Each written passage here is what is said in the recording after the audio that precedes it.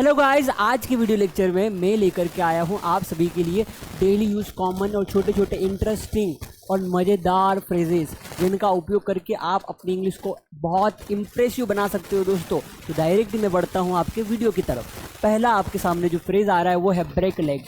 Break का leg का मतलब होता है शुभकामना देना। जब आप किसी को शुभकामना देंगे ना तो उसे कहेंगे ब्रेक लेग।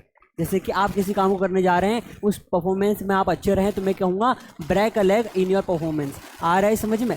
तो देखिए दोस्तों, यहाँ पर ब्रेक अ लेग का यदि वर्ड टू वर्ड आंसर यदि देखें तो उसका मतलब होता है किसी का पैर तोड़ना। लेकिन पैर तोड़ने वाली बात नहीं हो रही है, यहाँ पर उसका मतलब होता है शुभकामना देना। इसी तरह से अगला है हमारा बाइट द बुलेट। अब इसका यदि वर्ड टू वर्ड आंसर या आप देखते हैं तो आपको लगेगा कि किसी भी बुलेट को चबाना, गोली को चबाना, लेकिन इसका मतलब हो रहा है मुश्किल का सामना करना। Sometimes you have to bite the bullet to do it and do it. कभी कभी आपको मुश्किल का सामना करना होता है और उसे पूरा करना होता है।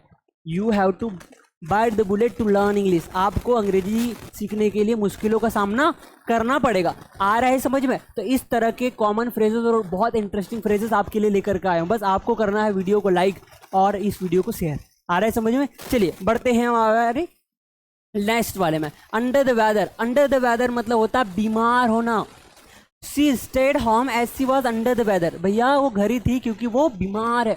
आ रहे समझ में? तो ऐसे सेंटेंसेस बोलेंगे जहां पर आपको बीमार होना वाला बताना हो तो अंडर द वेदर आप यूज कर सकते हैं। ये वाला छोटा कॉमन फ्रेज।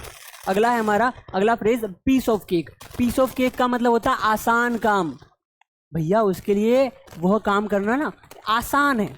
आ रहा है समझ में? ये काम उसके लिए बहुत आसान चीज़ है। भाई गाड़ी चलाना उसके लिए पीस ऑफ केक है। तो पीस ऑफ केक का मतलब क्या होता है? आसान होना। किसी काम के आसान होने को बोलते हैं piece of cake. The job was a piece of cake for her. वो काम उसके लिए एक आसान चीज़ थी। अगला है हमारा इन the loop. In the loop मतलब होता है खबर में रहना।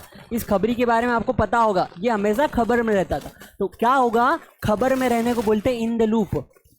तो he always likes to stay in the loop. भैया वो हमेशा पसंद करता है या चाहता है कि वो हमेशा खबर में रहे। आया समझ में?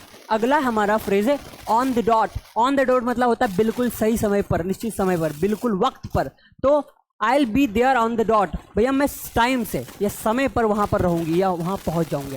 क्या होता है इसका मतलब? On the dot. क्लियर हो रहा है? ऑन द डॉट को क्या बोलोगे? बिल्कुल वक्त पर।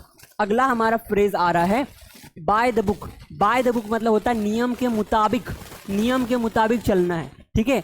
The process must be followed by the book मतलब होता है ये प्रोसेस जो भी है इसे नियम के मुताबिक फॉलो किया जाना चाहिए।